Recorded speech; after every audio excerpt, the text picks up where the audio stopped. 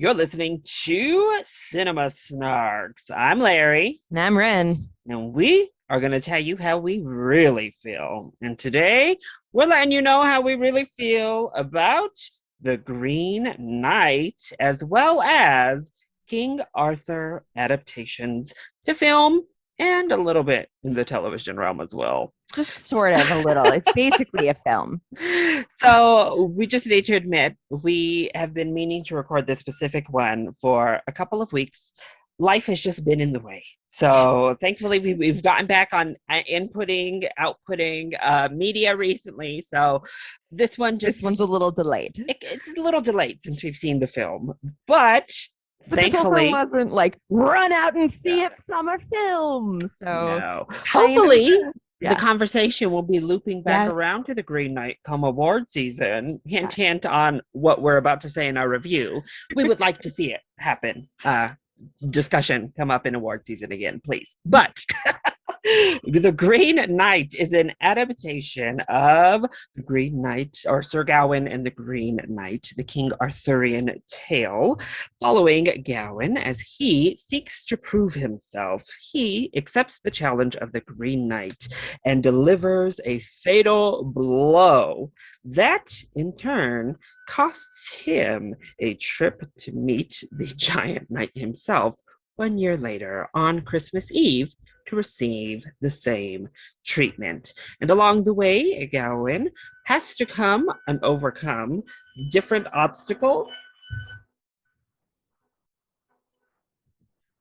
Are we waiting for the Just got really loud. I don't know how loud it is in here. What are they doing? Are they leaf blowing? I think so. It's very quiet. We can just put it out there. You might hear a high-pitched whine. We apologize. It is We're recording in summer and Yes. yard work is being done. I Constantly. apologize. But so on his quest to find the Green Knight, Sir Gawain comes across several obstacles that have him prove his valor. So I was quite excited for this film heading in. I love Dev Patel, and I generally like A24 quite a bit, particularly when it comes into weird type of horror. This is not a horror film, but it kind of had that same atmosphere. Slow burn horror vibe for sure. And that's typically when A24 gets real divisive amongst general audiences, and I come out on the I loved it side. So Well, I was on the hyped. slow burns. Yeah, like I love Hereditary, I love Midsummer. So I don't always love the slow burns. It really depends because sometimes the slow burn is just slow. Did you I like have The to Witch? I liked it. It was fine. It was not my favorite of the like slow burn horrors. Mhm. I loved Midsummer. I think for me, the key with a slow burn is I need to be delighted visually or Mhm. like through the acting and characterization, right? Like, so watching Toni Collette lose her mind in Hereditary is like, okay, great. This is fun to watch. And although that one's a slow burn, I mean, that one ramps. Some of these Yes. don't ramp up that Yes. high. Like they stay pretty slow. Hereditary ramps. Yeah. Also, Hereditary has that like mystery element of it. Like, what in the hell is going on? Whereas I don't think The Witch has as much of a like full on mystery. It's just like the devil's playing around, he's creating fuckery, and I like, mean, of course, watch it gets it to a fall point apart. once the goat starts talking and stuff. We amp it a little bit. It just doesn't Yeah. amp a lot. Yeah. But speaking of The Witch, though, two of those actors actually found their way into the Green Knight. So there's that. Though one of them is under a lot of prosthetic and makeup. So he just has a very Green distinct, Knight. big voice. Yeah, the Green Knight himself. His voice is just so distinctive that that's Yes. the only way you know. And then our good old Lysa Arryn from Game of Thrones is also in The Witch and in The Green Knight.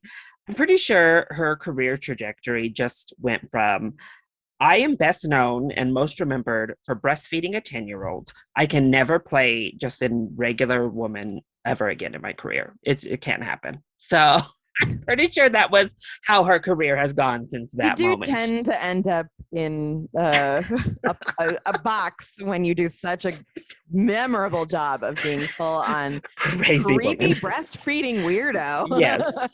And she plays the creep good. She's great as that mother in The Witch. And she's not full on creepy here, but they definitely give her creepy stuff to do. So called me uncultured and just, swine. But I had before this never read the poem, the story that this is based on. And I've read quite a bit of King Arthur tales. I was in like Brit Lit in high school. Nerd. So that kind of fun stuff. But I had never read this one. I actually, going in until you suggested the overall topic, I didn't realize this was actually based off of a King Arthur tale. So had you read it before? I hadn't. I meant to read it for the podcast too, and just never got around. It's very long. I mean, it felt like a book long, but it was just like, if we couldn't even get around to recording this podcast, I could not get around to reading. Can't get around to reading that. I will say, one of my best friends, Liz, she is an English major, and she has read the whole thing, and she gave me her very strong opinions about it. So I was glad that she told me, because you and I loved it, and she hated it. Hated the movie? She hated it, and it came from like a full-on like nerdy, like angry about the it not being what it was intended to be sort of place, which I totally get. I'm often from that place of like, this is incorrect. We're film nerds here, so film nerds, yeah. It's a little we got wrapped up real quick in the filmmaking of it all. Yes, yeah. She was not. She was like, it was beautiful. She agreed that it was like visually stunning, but she was very upset, I think, about just like the plot lines. She had a really so the two things that I remember her specifically being like really upset about. I know she's not like, she just did her like nerd rant thing. She wasn't like crying or weeping or anything. She was like, it wasn't like me after Game of Thrones. Yes, correct. Average, regular person, nerd rage, not me. Correct. Yes. So her two key things that I think she remember, she didn't really like. She did not feel that the idea of debauchery and being kind of loose and uncouth and free flowing as a man, and then converting that into courage, which was the original iteration of the movie. She did not feel that came through. When she said it, I was like, I'm pretty sure that came through for me. That seemed to be the meaning for me of the film, but she didn't feel that it was properly conveyed. And then she also was really upset about Saint Winifred. Is that who it is? Saint Winifred. She was upset about that because that's not in the Green Knight at all. And it's a whole thing about Saint Winifred is the only Welsh saint, and they basically stole her. The British were like, she's ours now. We got a note from God that she's ours. She wants you to put her bones here in England now. So she thought that was kind of strange, and I think she was a little upset on the behalf of the Welsh. From a British, nerdy, British have done that to many of folks. Maybe not that exactly, but they've kind of been infamous for doing that throughout history. Yeah, and it's funny. So it's funny that she said it, because when we finished watching it, I felt like it seemed like it was written by a nerd. Like the whole movie really felt like it was somebody who had done a lot of research on that time period and the symbolism of different things, and had put a lot of thought into these each little tiny choices that they made. So we are all allowed to have differences of opinion. I will say I am not as big of a English lit nerd as she is at all. But I am a bit of a just general nerd. And I was the one who suggested Arthurian films like a nerd. So the thing with me is I agreed to a point, is I wish my one really only negative when I first reviewed this film was that we didn't get enough of that longing for a quest beforehand. Mm. Like they kind Mhm. of show him a little Mhm. bit, and she tells him, the queen tells him, like, Mhm. "Oh, not yet. You don't have a quest." But I don't know. There wasn't really a I lot think of buildup, yeah, but it was there. It was I think there. It just I'm wasn't a okay lot of with it. buildup. Yeah, I think I'm That okay was with it because really, it seemed to me like the idea was that he didn't really want to go on a quest, yeah. that this was kind of a thing that was But it made his imposed choice on weird. him. Like Um, that's the thing, is it makes yes. his Yeah. choice on what he does and why he would do that It's like, I'll do seems it. like he felt like he needed to prove himself. And so it was kind of like a, Mhm. I think there needed just a tad more build up to make that choice ring fully true, but really that was all I had. I mean, I loved this film. That's a Yeah. minor negative for me. This Yeah. is my favorite film of 2021 right now. I Wow. loved it. First, I love Dev Patel, and I'm just gonna say this right now. He was great. He has never looked hotter than he looked in this film. I He was like, looks oh so my hot. god. That yellow that they picked for him as like his color Yeah. was like I was amazing like, on oh, his skin. It like brought out everything. It we was really have amazing. come a long way from Slumdog Millionaire, Dev. But Yeah. I thought, and I also thought he was really great in the role. Actually, I think all of our actors, Alicia Vikander in her like dual role, I Mhm. thought she was great. Joel Edgerton is good. Yeah. And he can go a little wayward, a little bland, but I thought he actually was really quite good here. Joel Edgerton, who was the Lord, right? Yes. Mhm. Little Barry Keoghan, the resident weird guy in indie films, particularly from A24. I thought he was pretty fun in his weird little role. Oh, from the what was that one? The deer, the sacrificing Yes, the deer. killing of a sacred deer. I hated that one. I absolutely hated Okay, that one, which that's is a slow funny burn 'cause horror that we both agreed was not. No. no, Mm-mm. it was yeah, it Uh-uh. wasn't horror enough. It wasn't so. It was too. I'm a theater kid. I like weird plays. That was just like too weird. It was like nonsense for the sake of nonsense. I was not a fan. No, It was that was like in the same vein as Mother when that came out. It was like, what is wrong with these directors? You don't just throw a bunch of garbage symbolism at people that has like no coherence whatsoever in the rest of the story. Actually, I know people who love both. I have a friend on my other podcast, the Cinemania World podcast, who loves Killing of a Sacred Deer. And I know most of it was a choice. I just thought the choices they made in Killing was terrible. I thought that stilted dialogue was terrible. And I just understood. found it to be an incredibly unenjoyable film all And the the way Mother around. people all love that too. And it's like, yeah, we get it. We got most of the symbolism because we watched it together. Yeah. It's just a bunch of mishmash symbolism smashed into one story that was just like, what the hell? Like, and then, Darren, I've liked a lot of Darren Aronofsky's We're not doing a review films. on this. I was about to launch into like, I understand sometimes it's stilted dialogue. It's about watching it and understanding instead of connecting to the characters. No, we don't need to talk. No. Green Knight. This film doesn't have stilted dialogue, thankfully. Have that problem, has great bigger performances. As I talked about, the two people from The Witch are very good. The prosthetic and makeup department in this film are very good. So good. Actually, all the visual Costumes are effects. killer. Everything is good. Tiny budget and everything. Maybe the fox looked a little bit CGI-y every now and then, but overall, for the budget of this film, it looked amazing. Well, and as we have discovered, having watched Game of Thrones, CGI fur is very hard and takes a lot of time. And so I can every time I see a furry CGI thing that I'm like, it's a little CGI, I give it like a little bit more leeway because I'm like, I get it. They literally wrote the wolves out of Game of Thrones for like half of seasons because they're like, oh, we don't have the budget to do the fur. But yeah, I thought it looked great. I thought the original score for this film was amazing. Actually, the sound design in general was so really effective. There's very little I didn't like. And I agree. I definitely more agree with you. And I think maybe because we haven't actually, well, I did read it afterward, but I feel like it took the general themes of King Arthur and it just less purified it. Because I mean, that's the thing is like, yeah, you want to stay true, but it had the themes there.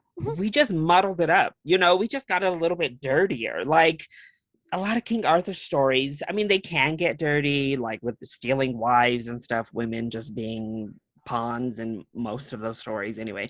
But they're sanitized old English stories, you know? So a lot of times it can come across as a little bit bland, a little bit boring. You got to spice it up a little bit. So and this, I think, did a good enough job doing that. So we'll get into this, but basically there are no good King Arthur movies, and the big reason for that is that the King Arthur legend is so incredibly long and big and complex.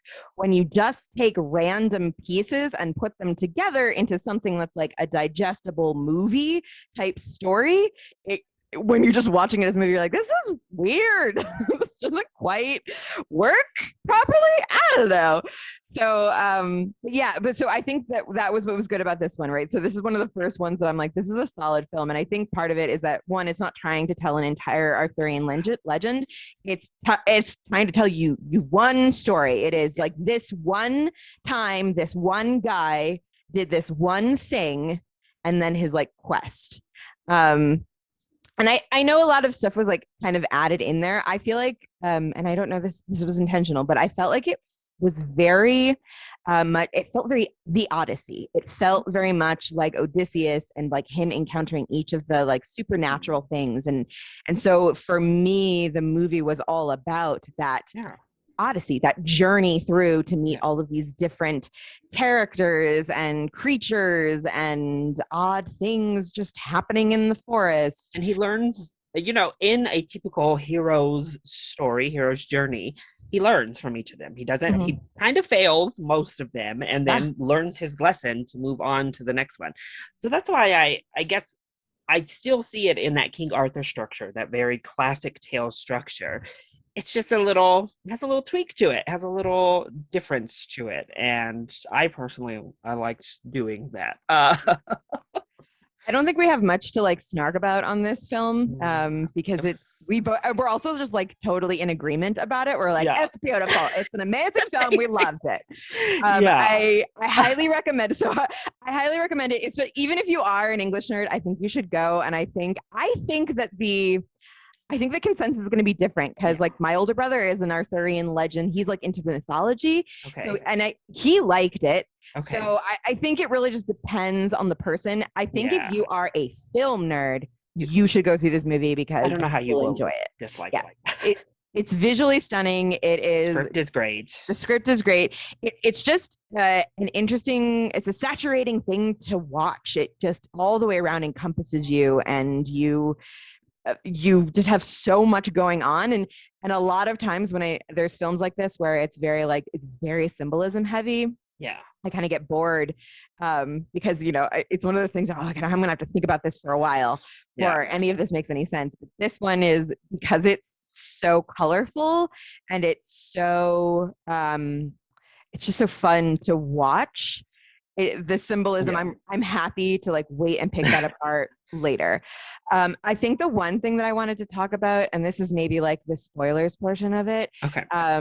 So if you have not seen it and you don't want anything that even remotely resembles a spoiler, then turn off your click out now for a little while, and then come back in a little while when we talk about King Arthur in general.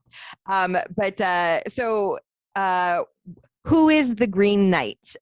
So in the original story, and again, let's say I didn't read this, but this is what my friend, who is very felt strongly about it, told me. In the original one, it was the Lord from the castle, which that was what your feeling was, is that it was the Lord from the castle was the Green Knight. My feeling was that it was his mother in this film, and that was the intention, because it seemed to me like the idea was she knew that her son was kind of wasting away in this cycle of alcohol and whores, and she knew that he needed something to make him worthy of the crown. She knew that he was like coming up as this potential thing, and so the night of the green the night of what do they call it? No, it's the holiday. I should know this. I'm a witchy person. I'm a witchy woman. Yule. Okay. So on the evening of Yule, when the Green Man appears, she doesn't go to the feast. She's not there. She's busy witching away. So my thinking is that she like summoned the Green Man, and then at the end, he gives that green thing that his mother gave him back to the green man.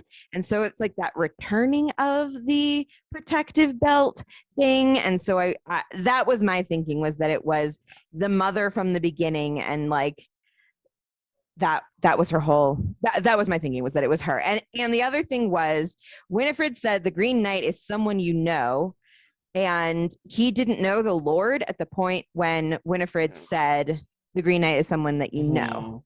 So that's why I think it was his mother. That was my other thing with it. So the returning of the sash, I think, once again, is pretty open, because he makes a deal with that Lord of, any gift you get out of my house, you just promise to return it to me. Mm-hmm. And so we get the kiss that is given to him. But then also, that little boy, Barry Keoghan's character, steals his sash that his mother gave him. And then Alicia Vikander gives him a new one that she made or she found. I don't know what she did, but she has a new one. So him giving it back, I kind of interpreted as him returning that gift that he was supposed to return, but didn't tell him about when he actually left the first castle. So sidebar. Sorry, go ahead. No, go ahead. No, you're okay. I was going to sidebar because I was reminded of another thing. Go ahead. Yeah. So that was another thing I was a little bit confused on after first watch. So there was a couple things that this is definitely one of those films. If you don't like cinema to hold your hand, this is right. Going to be right up your alley, because they do not hold your hand. I think everything is there for you to actually piece things together, though. Like, he doesn't leave things or just throw crap in there for no reason. There's always, you can analyze it and understand. But one thing I was confused on was actually his mother's role, because at the beginning, filmmaking wise, they make it seem very much like she literally summoned him. Like, so that was the thing, is she is doing magic and she is spouting the words even as they're being said. Then I was like, I don't know, is she the fox? Like, is she the one telling him, okay, you've come far enough, you're going to get killed if you go there, turn back now. Like, you've proven yourself, I will tell no one. How about that? I don't know. I don't think she's the fox. I didn't really think so either. Like some sort of like magical. I think it's like a reflection of his own like, it's his Jiminy Cricket, right? It's like his little conscience that's there. It's like, you don't need to keep going. You can. It's that doubt. I think. It's the comfort. It's security. It's maybe. I loved the little fox, by the way. I loved the fox. Thought he was adorable, and I loved him. So that, I think maybe it was purposefully left, because she could also definitely sense. Obviously she sensed when he chopped off the Green Knight's head, because I think maybe she was like, oh, that wasn't actually what I thought you were going to do. Okay. But I think was it you? Somebody else was talking about how, like, why does he need to chop off his head? It seems like such an extreme measure. And I think it's just weird ass folklore. Like, this is a theme. The like beheading game is like a theme in mythology. And like when you watch it, it just plays so different when you're watching it through like a lens like this. You're just like, that was nonsense. I mean, of course he has to do it because it's from the Arthurian legend. Gawain chops off the knight's head for no freaking reason. Only that's his arm, then there isn't the extreme fear that comes with him needing to go to the Green Knight and maybe die. Just like, dude, why did you do that? If I were sitting there, I would have cheered up and like, what the hell? Bruh, you should have just hit his arm when he laid his damn thing down. Done. Good. In a year I'll come and you can slice my arm right here real quick and we're good. Yep. But yeah, so what were you going to say that you remembered? So another thing that my friend had pointed out, which I think is like a fair criticism, depending on your perspective. I didn't read it this way, but I also didn't read Jamie and Cersei this way. She felt like Alicia Vikander's character in the castle, when she's giving him the green sash, that felt very rapey, and that she felt very uncomfortable with that. And perhaps we should just stop with the depictions of rape in films in general. I didn't buy it as rape. I didn't see it as rape. No. She raped him. Yes, because she makes She raping him, I guess, makes it a little. But again, I don't know. In the story, again, I mean, it doesn't happen exactly the way, like, the whole cum shot on on the green sash. But I mean, she does seduce him in the story. And I guess, I don't know. I felt like she was just seducing him here too. I really, he didn't seem like an unwilling participant. Yeah, and what was happening to him seemed to be a little bit of a. I mean, I can sit and think about that theme for a while, about like how much of that is her just trying to play on his weaknesses, right? And how much is it, how fair is that to him? And there's this whole you are no you are no lord, you are no knight.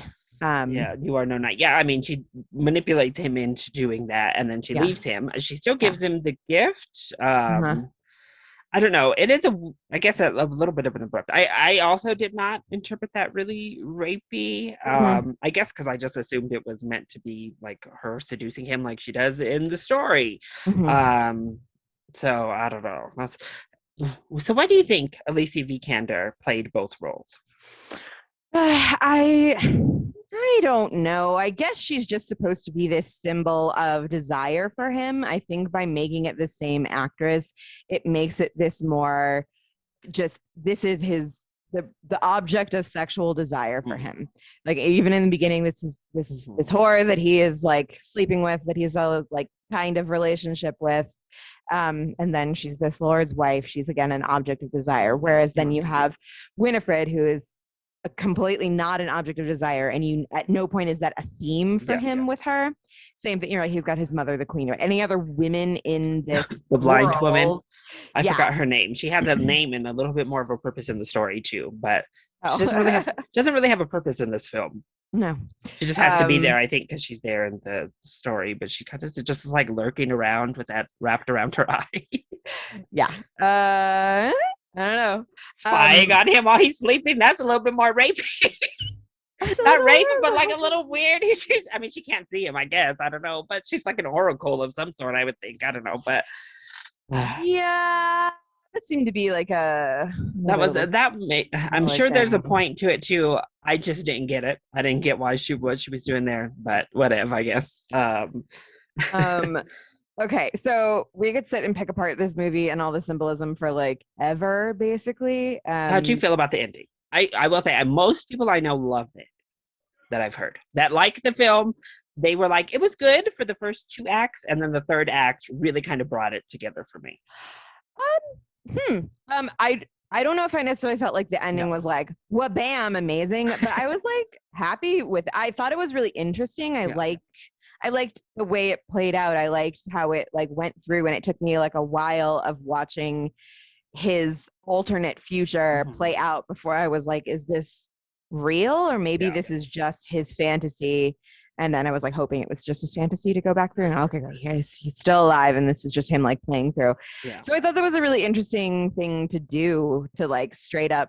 It was a lot too, right? Like a lot of times when it's like fast forward to, it's like a 5-minute tops thing, but this was like, it like played out his whole life. Like how played it out like it was the ending to the film. And how is he a coward, and how does this like cowardice basically and this lack of nobility follow him for the rest of his life?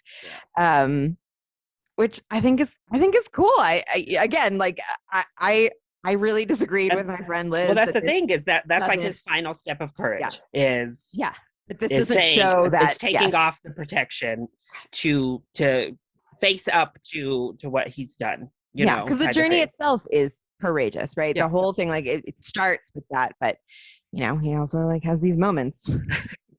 Like we all probably would. Back in, right? Like, and every single little thing, there's like a moment, right? Like with Winifred, when he's like, she's like, my head is lost in there, and he's like, well, what do you give me if I get it? Why would you ask me that? Why wouldn't you just go get it? Like, I'm a person. She was like the funniest character of the film. She was too. good. Like just those little quips. Like, why would you ask me that? Why are you touching me? That's not what you should be doing. I know my friend hated the Winifred character and that it wasn't part of it. I love that it was added in there. I thought it was a really fun thing. It added to this whole vibe of like the journey and like ghost that he meets, and now Yeah. he's got to do this other thing for this woman, and it gives you another like half of this idea of nobility, of like being right, because she's murdered by a man who has no honor in the attempt to protect her honor, and it just deals with a theme that wouldn't naturally be addressed within the context of the original story, but is then addressed through this scene with Winifred. So to recap it, we both loved The Green Knight. It's visually stunning. Particularly if this film is not nominated for Best Cinematography, throw the whole damn award away, because it doesn't mean anything. Nothing this year has even come close. And just in general, being people that watch quite a few films every single year, I can't imagine there are 5 films that are going to be better shot than this. And this movie was the one I was like, they need a category at the Oscars for a location scout, because whoever found all of these locations, like these are clearly real places with, I mean, there's not a lot of CGI in terms of like the settings that they've created. It's these vast, beautiful, gorgeous lands, and I need to know where they were shot, because these are just like, I want to go. I want to be there. Yeah, I want to be in this straight up enchanted forest, please. So that's the main one. Have you seen Lowry's other films? I've seen Peach Dragon, and I've seen his film A Ghost Story. No, I haven't. You didn't watch A Ghost Story, huh? No. That was back in that came out right when Casey Affleck was a piece of shit, and that was in my like investing. It's a little easier to stomach because he's literally covered the whole film. Like he's literally just a sheet. He doesn't really act. He just is like walking around under a ghost sheet. So it seems like this director's general vibe is like kind of deeply symbolic, sort of filmy film. Yes. And then Peach Dragon obviously is a Disney remake. It's a little different, but I think he added a lot of heart to that one too. And as we said on our live action animated hybrids, you hated the original. I hated the original. I really enjoy the new one, so I liked it a lot. But something that most people don't like at all, actually, King Arthur adaptations when it comes to film and to an extent television. So yeah, why you mentioned a little bit, it's just so much. It's just much. Yeah, absolutely. So that seems to be the main thing, is that a lot of the Arthurian legends, it's a lot to try and fit into a whole movie. I believe there's a movie called Excalibur that I wanted to watch but didn't actually get around to watching. That one seemed to be the one that people felt like was kind of the closest in terms of like accuracy, but it's also one that people are like, that thing is fucking wild and weird as shit. So like, even when it's close, it's crazy. So it just ends up being kind of weird. And I think for that reason, that is why I tend to favor the films that are focused on Merlin, because I like the magic. And if you ask any King Arthur nerd, he'll tell you Merlin is not that big of a deal in the stories. He kind of like shows up for a while, he does some stuff, and then he kind of like disappears for a really long time and is not like a huge part of the story. And it's just as time has gone on and we as a culture have gotten more interested in like the magical and supernatural sort of aspects of stories, that Merlin has started to like take over as a character. Like the most popular character of the King Arthur tales. He's also like, there's so much you can do with a wizard that makes it a fun character. So that is why most of my favorite King Arthur films are based around Merlin, and tend to be a lot of the like popular ones are based around Merlin, except for the most popular, probably very strangely the highest ranked, probably in anybody's book, King Arthur film, Monty Python and the Holy Grail. Yes. So that is the one exception overall, like across the board, because it's King Arthur. We got to put the quotes. King Arthur adaptation. Yes. It's ridiculous. It's fun. It's funny, obviously, and really smart. So, but also having now read and researched and listened to a bunch of Arthurian nerds talk about it, it actually seems incredibly appropriate. The ending where they're just like, and then everything fell apart because it kind of seems like what happens in the legends is that and then everything fell apart and then everything was crazy and it was nuts. So doesn't seem inappropriate and makes the entire kind of structure of it kind of fitting. I will say in the legend of the Holy Grail, King Arthur does not want the Grail. That the whole point of that legend is that King Arthur is no, don't go do that. We're having a great time here in Camelot. Everything's great. You do not need to go get that thing. And they don't even want it for youth or anything. It's this we just want it for the nobleness of it. Because of God, to be closer to God. And it's really just vanity and they get punished, and that's the moral of the story is doing shit just for the Camelot, right? I feel like I've seen Camelot. There's a musical called Camelot. I feel like I've seen it. It's been a while. That's another popular one. A lot of these, it's been a while since I've watched. I rewatched just because you liked it. So I was like, let me rewatch it. It's been a while since I've seen it. And it's The Sword in the Stone. This monster, everyone, who hates The Sword in the Stone. God. Who hates The Sword in the Stone? Watching it again, honestly, if we had just focused on Merlin and gotten to Madame Mim so much earlier, she needed to be our main antagonist. I do agree. Madame Mim does not get enough play in that movie. She's the best part of the whole film. And she's introduced at the very end, out of nowhere, we're like, oh, Madame Mim. And I'm like, no, she should have been the antagonist this whole time. It's such a weird movie. The little lessons he sends Arthur on are so weird and dumb. It's so cute. I'm like, this is stupid.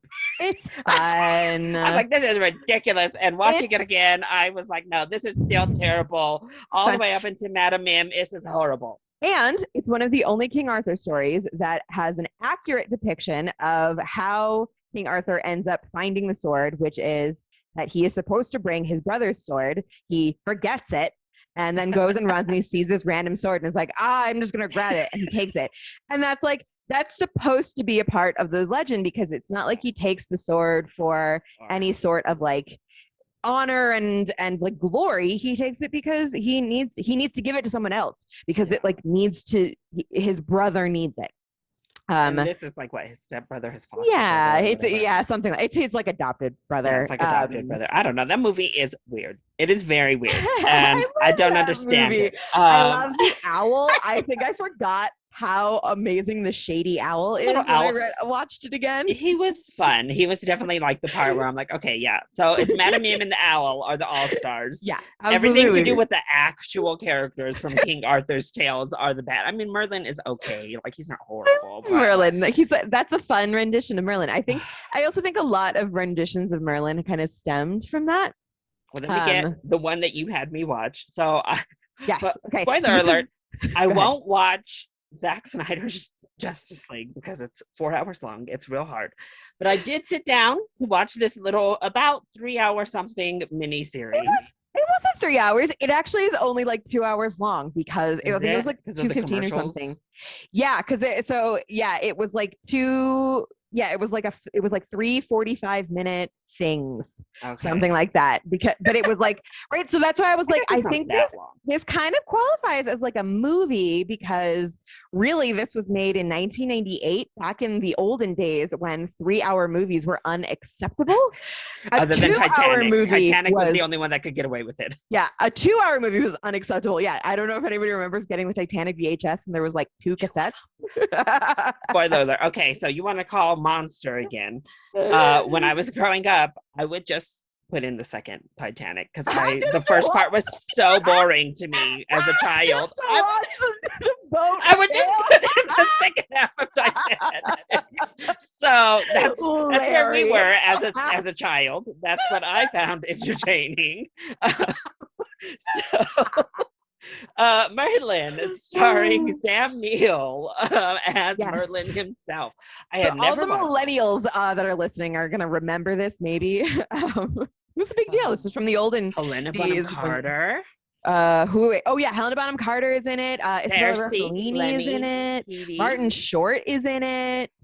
I think that's the major like big names that I are was like, in it. is this like Guinevere? What sparked Cersei to come? Oh yes, and Is this- Cersei is Is this Guinevere. Lena Headey? Is this baby Cersei on our screen It here? is a Because little she baby was Cersei. little with her hair and her outfits. It did give me early season Cersei vibe. Not quite as diabolical. Guinevere did not behave like Cersei behaved, but you know. So Merlin is one of those movies that I like remember very, very fondly from my childhood, and was afraid that when I watched it again, it would like not have aged well. This aged well. I think it aged pretty well. But obviously the CGI is not amazing, but I think I'm okay with it because it's like watching it, I was like, this is definitely Ren. This is some kitschy, very I am okay. Yes. Theatrical type of stuff going on. And this Miranda Richardson, that's the other awesome person who plays Queen Mab and is amazing, and Lady of the Lake. Mab is She's so good.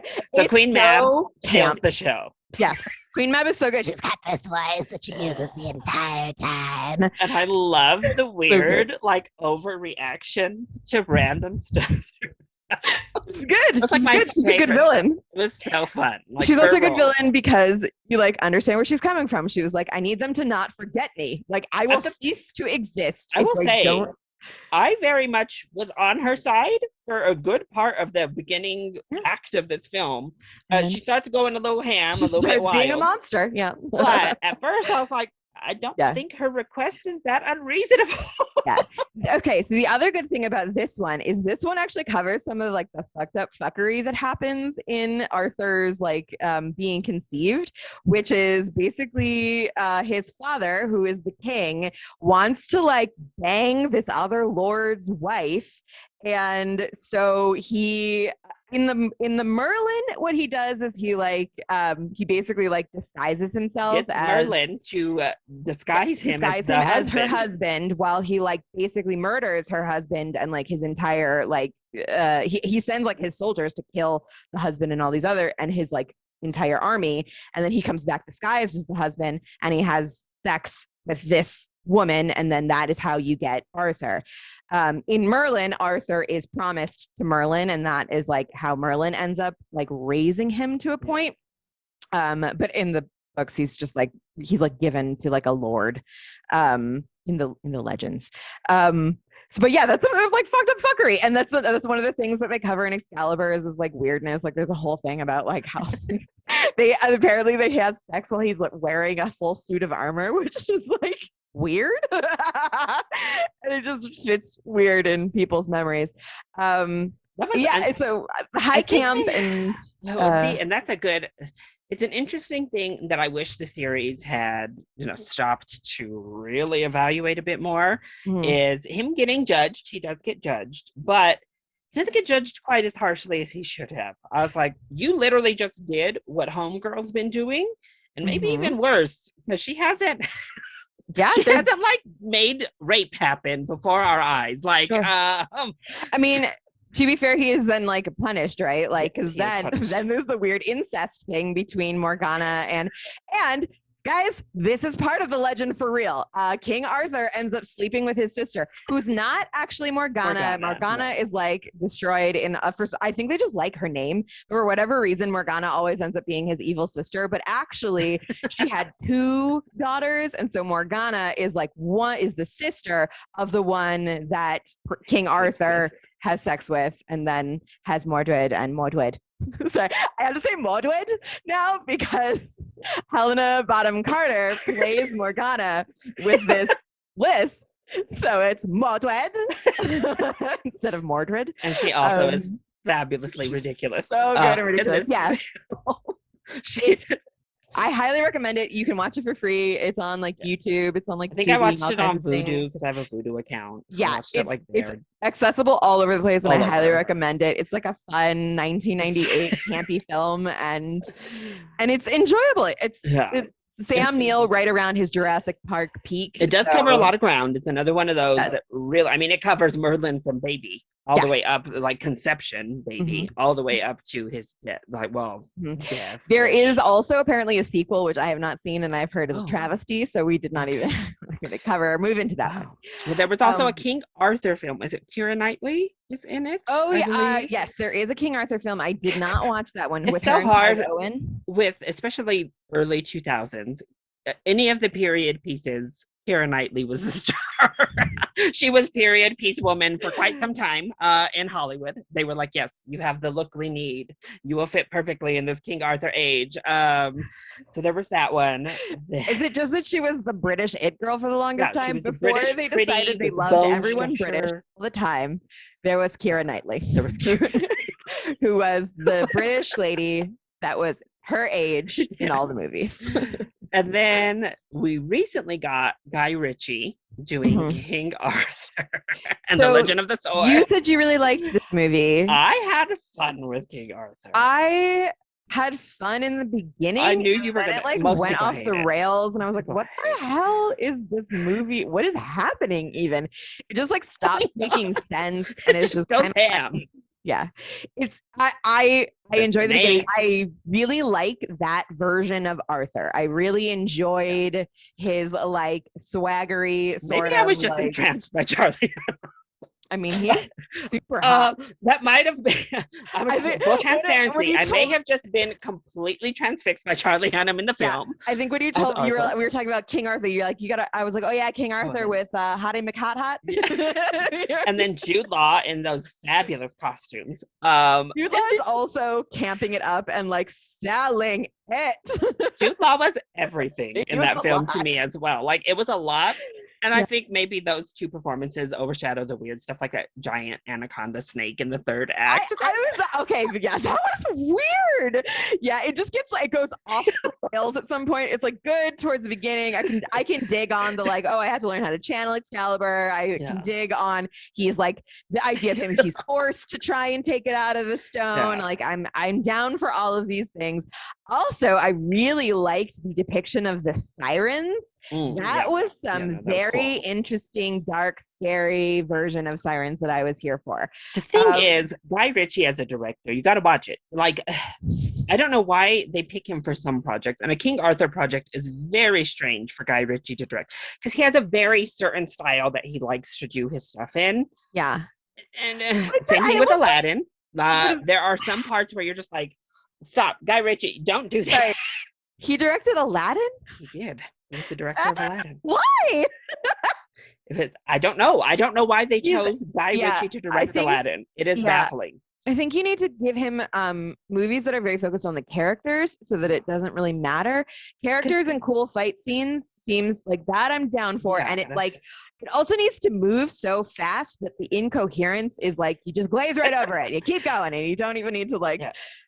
And the characters need to be British or Australian. Those Yeah. are the two. That's what he likes. He has that type of humor. I mean, King Arthur is Mhm. British, so whatever. Mhm. But Aladdin is not.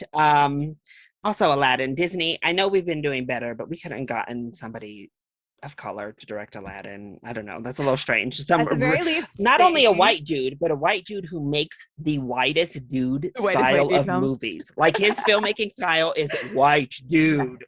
So Okay, other King Arthur movies that we wanted to talk about. I think I remember I specifically watched was it A Kid in King Arthur's Court? the kid who would be king.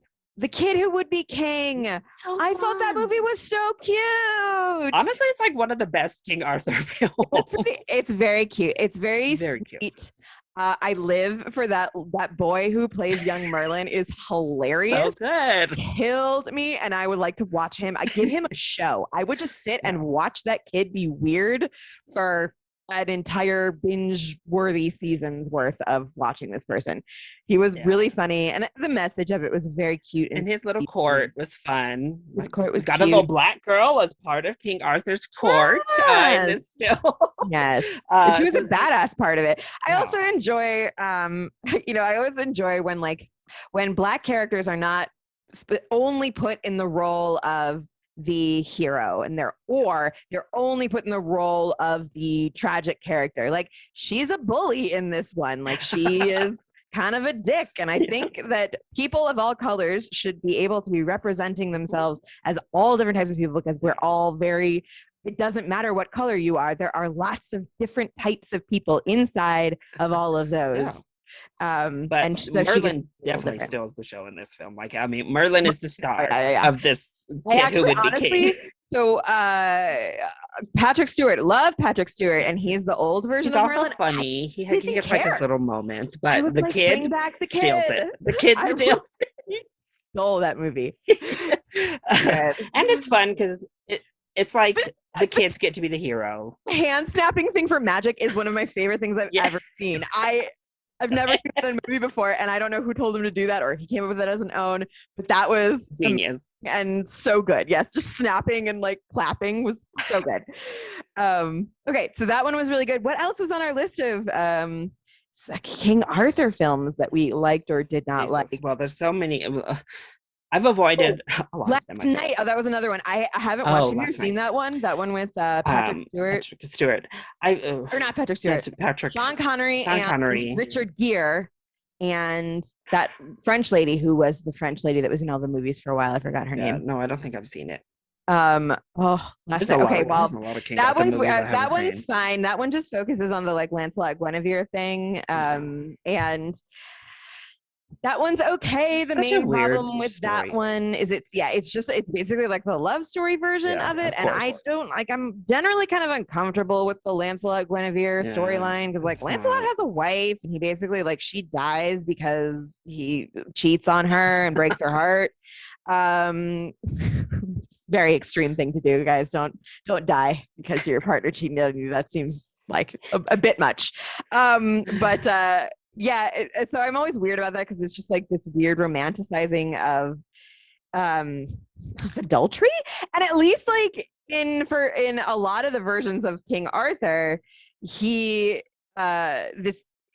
they're punished, right? Like they're kind of like written off and out of the story. And I guess in the real legend, there's like a whole thing. It also takes place. So the other thing is that apparently, again, we're talking about how like King Arthur stories, when they're smooshed together, make a lot less sense and don't mean as much. So the thing with Lancelot and Guinevere in the legend happens like way later. A lot of the movies that we see, it makes it seem like King Arthur brings Guinevere and they're married for like a year or less, and Lancelot shows up and like steals his wife. But like in the legend, they've been together for a really long time by the time she like starts to stray. At that point, it starts to get like a little bit more understandable, right? I don't condone cheating or adultery, but I do at least understand a little bit more that mentality of like, oh, he's not paying attention to me, and this man is, and I am still a woman who needs to have her needs fulfilled, and this is what happens. But it's also kind of weird.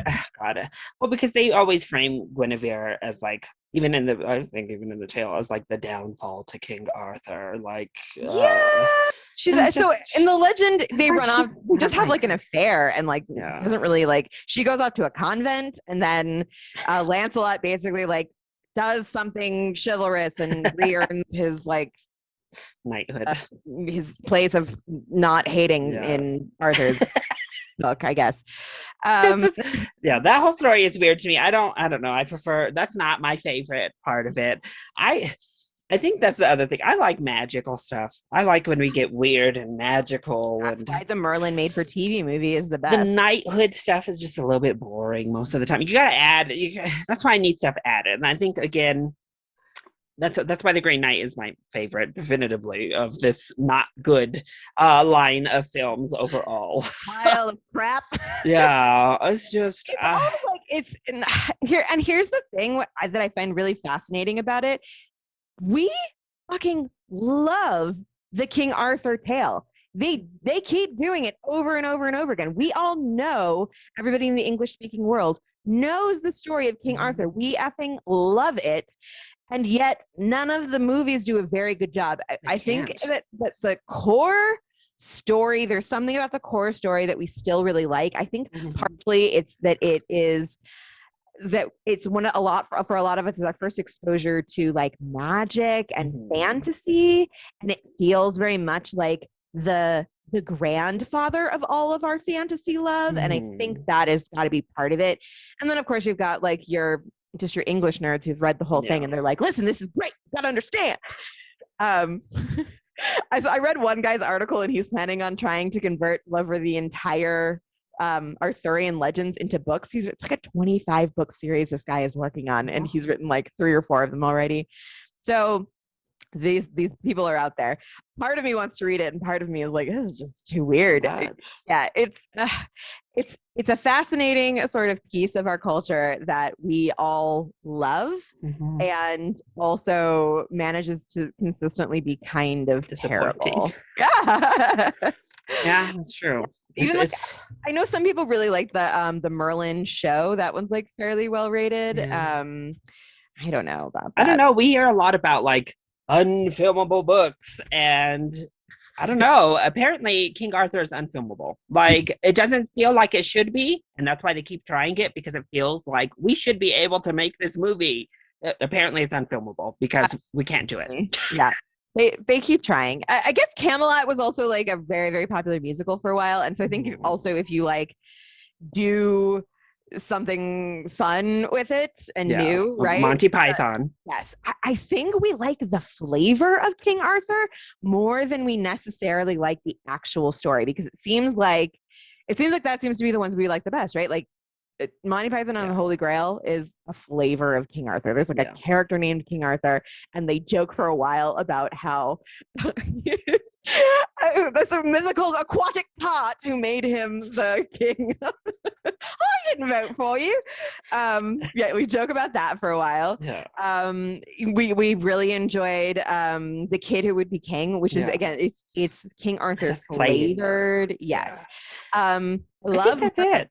But it's a fantasy, and I think when you just take the skin, like talking in video game terms, skinning your film in King Arthur, but doing a different tale of it, like a reimagined King Arthur, a lot of times is more interesting than when they try to just straight up do a King Arthur. Yeah, it seems like you might be more successful picking one specific story around King Arthur, Green Knight, like the Green Knight, and like going with it. Yeah. But I think that is the sum up of our thoughts on King Arthur. So make sure to let us know, first off, did you love The Green Knight? Whether you did or you didn't. Also let us know if you've actually read Sir Gawain and the Green Knight and how you feel. Is it Sir Gawain or Sir Garwain? Or is it Sir Rowan? There you go. That was one of my favorite things about the Green Knight, and like not in a good way. That everybody said his name differently. They didn't care. Talk about that. Anyway, they just went with it. They said, screw it. This is a weird name. Yes. How would you pronounce it? But also let us know, how does the Green Knight stack up against past King Arthur tales? And what is your favorite King Arthur adaptation? Is it one we mentioned? Is it one that we just completely glossed over? Let us know all of your thoughts. If you're watching on YouTube, you can do so in the comment section. Otherwise, you can hit us up on our Cinema Snarks Twitter page, as well as our Instagram page. Ren, do you want to let everyone know where they can find you on the internet? You can find me at Ren Manley on Twitter or at RennyPoo13 on Instagram. Perfect. And you can follow me at ChillyBoy YT on Twitter, and then ChillyBoy Productions on both YouTube and Instagram. That is also where you can watch our beautiful faces as we discuss all of these podcasts. So we'll see you next time, or you'll hear us next time. Bye.